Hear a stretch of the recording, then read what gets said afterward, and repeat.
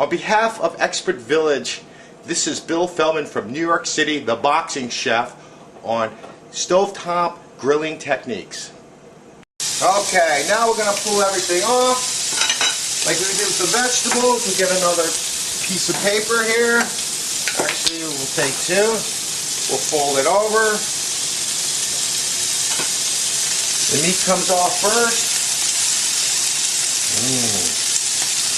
Look at that color.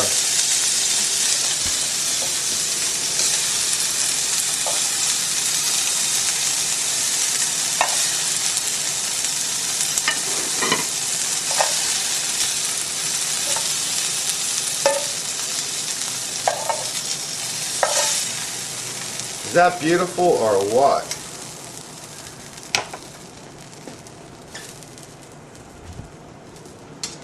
Okay, now to complete our project, we're missing a couple of things. We still got to do the salmon and the shrimp. So we're going to do that next.